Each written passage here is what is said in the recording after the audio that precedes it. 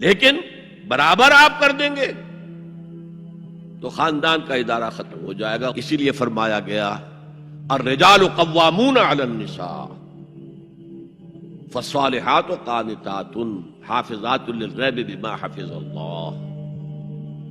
مرد حاکم ہیں عورتوں پر.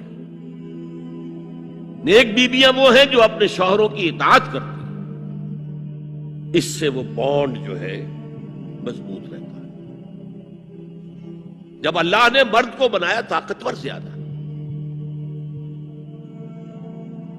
اور عورت کا حسن یہ ہے کہ وہ نازک ہو.